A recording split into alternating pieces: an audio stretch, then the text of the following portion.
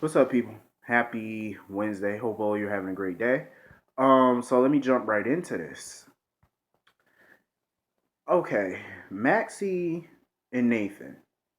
I understand where Maxie is coming from, where she's talking about marriage and stuff like that.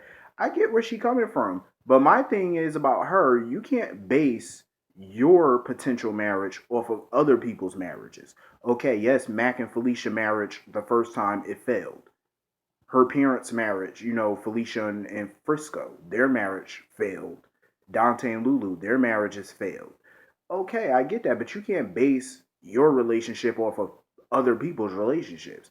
Those are different people with different situations going on. And like you just can't base your shit off of theirs. Like you just can't do that.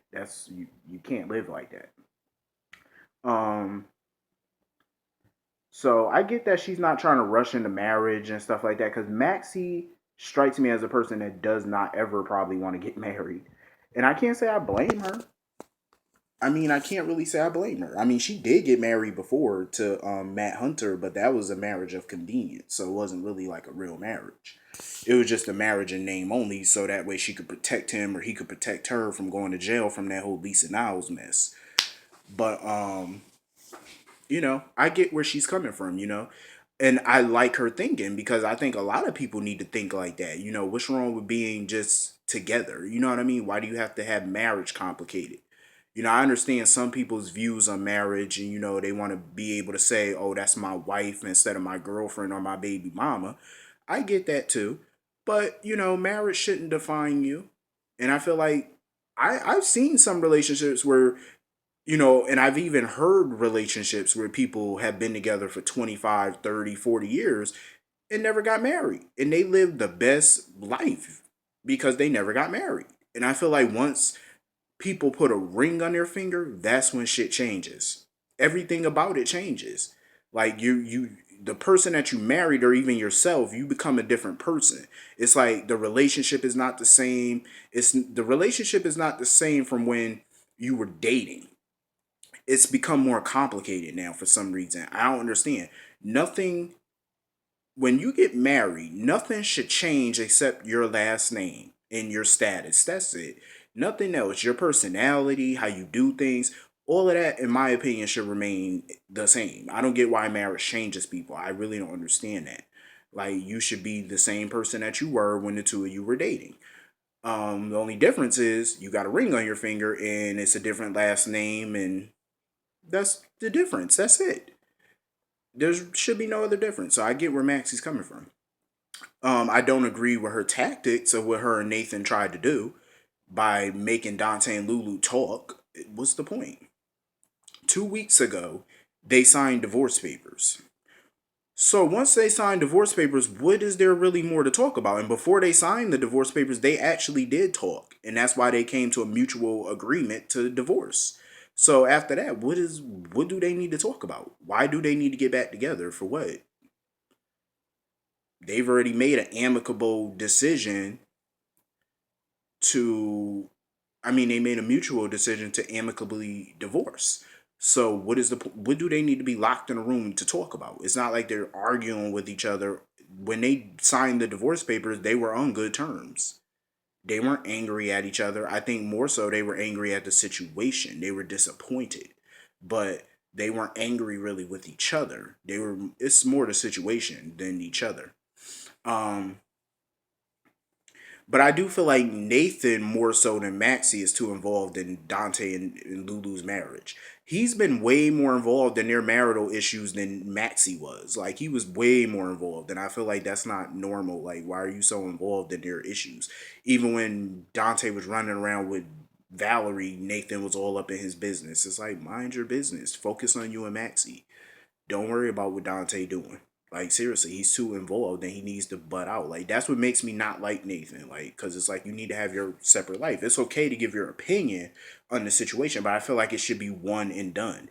Give your opinion and then shut the fuck up and move on. It's like keep talking to Dante about it. It's rather annoying, like because it has nothing to do with you.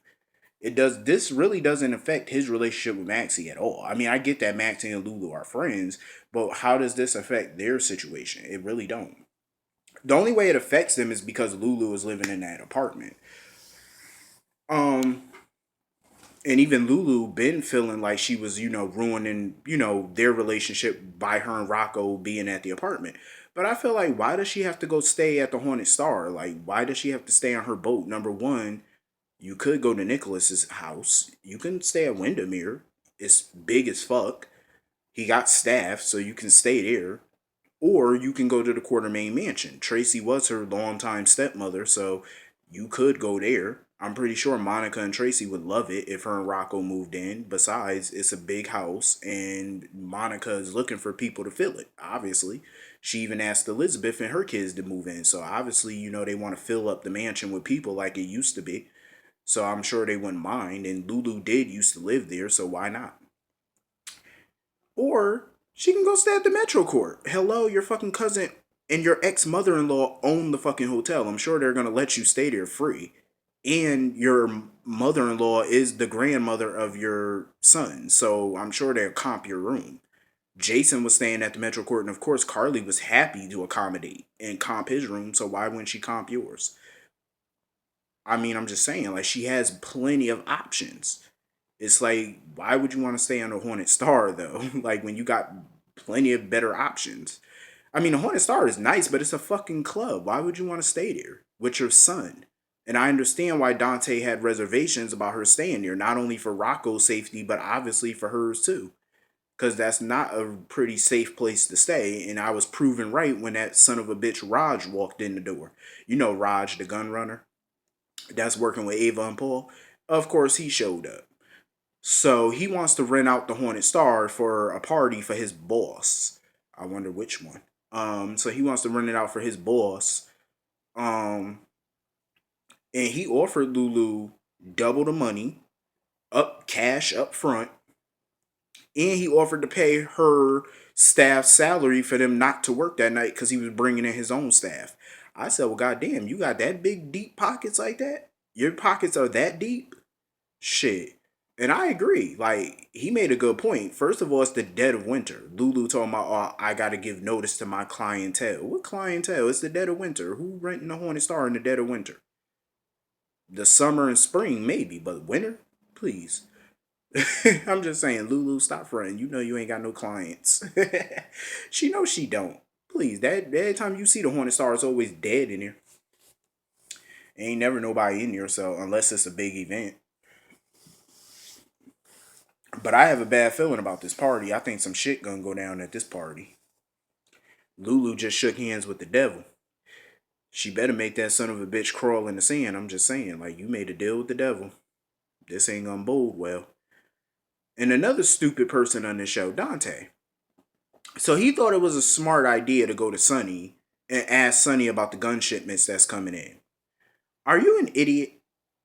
Like, seriously, you honestly think Sonny's gonna tell you anything about this? Even if he does have information on it, which he does, you think he's gonna tell you?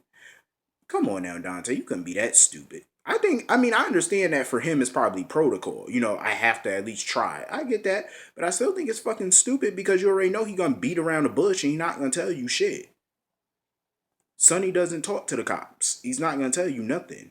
Like, okay, yes, you're his son, but when you're sitting there interrogating him about this, he sees you not as his son. He sees you as a cop. So he's not gonna tell you shit. So what is the point of wasting your time and resources to go talk to him for what? He's not gonna tell you nothing. So that's a waste. How about you be a smart detective and figure this shit out on your own without having to run to Sonny? I think that's a cop out though, because Dante know damn well that he's not that good of a detective, first of all. And I think he was looking for an easy win. Because by going to Sonny, he feels Sonny might let his guard down and tell him everything about these people and this shipment. So that way he gets a slam dunk case out of it. He ain't got to put in any real police work. Well, guess what, bitch? You got to work. Sorry, but you got to figure this out on your own. You can't run the pop every time you need some help with a criminal. Sorry, nope. Handle it yourself. Either you handle it yourself or Sonny's about to handle it. Either way, it's gonna get handled. And I have a feeling Sonny's gonna get the jump on this way before the PCPD do. The PCPD is just written. They've been written like this for years as illiterate and incompetent. They're just very incompetent. Like, I don't understand why the writers even have the PCP. Why do you have a police force on a soap opera if you're just gonna write them to be dumb and make all the criminals smarter than them? I mean, criminals are smart, but damn, like the cops ain't that damn stupid even in real life. Like detectives ain't that dumb. It's like seriously, connect the dots. Do some surveillance, something. Shit, be smart about it. Be slick, but be within the law, so that way when you arrest them, your case doesn't fall apart. But Dante need to start smartening up and do some real police work. If he wants to crack this, you can't rely on Sonny. Sonny ain't gonna tell you shit. Now they talking about Morgan might be the biological father of Avery. I feel like that's stupid. What is the point of changing Avery's paternity again? Like, what is the fucking point of changing her paternity now? Like, for what? You might as well let her be Sonny's kid.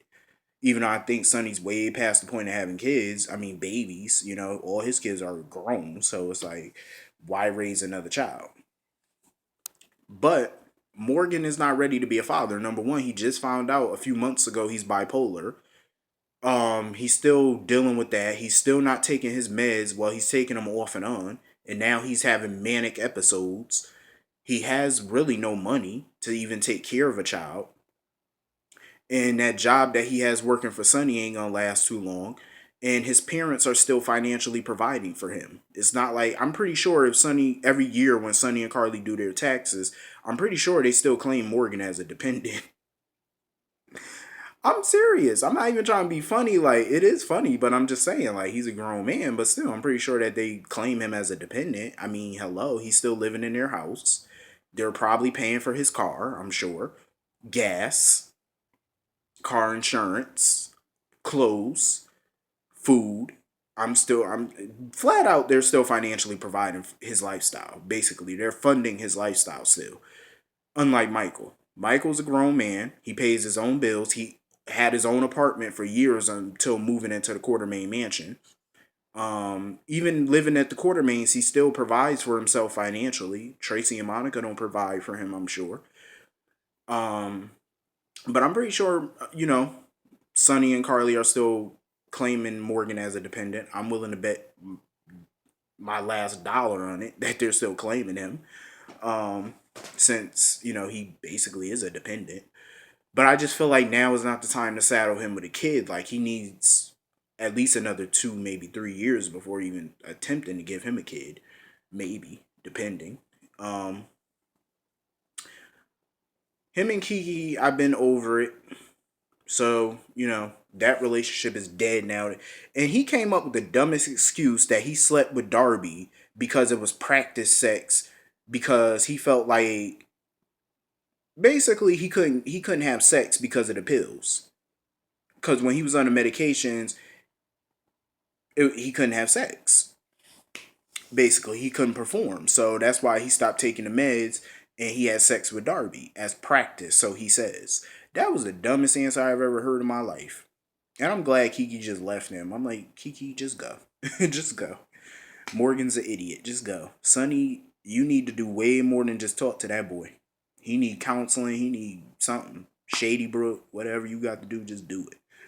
Because this is gonna be a long uphill battle, I'm sure. So what else? um, Trying to think what else happened on this shit. Paul and Anna. Anna. Why was she even at the PCPD talking on her cell phone or loud? Number one, with an open door.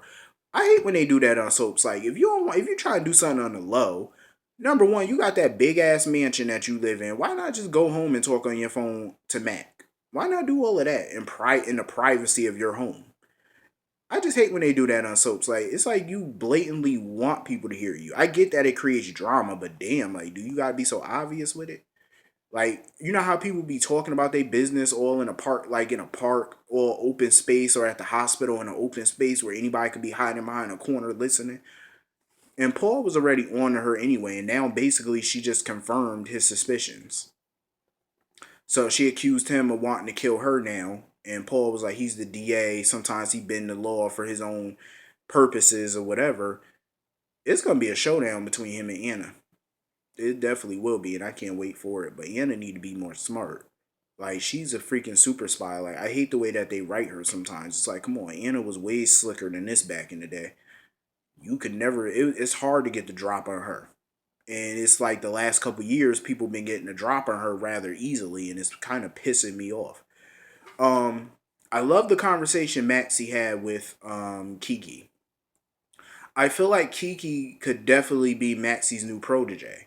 Cause she can learn some shit from Maxie though. Like she really can, like about being a real independent woman. Like, cause Maxie basically been independent all her life. Cause Felicia was never really there for her. So, she had to kind of grow up kind of fast, even though she always kind of been immature at the same time. But still, like she handles her shit by herself. Maxie's had her own apartment for years. Years she's had her own apartment. She's always financially took care of herself for the most part. So I think Kiki could learn a lot from Maxie. Um, so yeah, she definitely could. Anyway, this was a pretty decent episode. I hope all you have a great day. See you tomorrow. Have a great day. Don't forget. Check me out again on Weekdays with Murph this Saturday, 5:30 Eastern.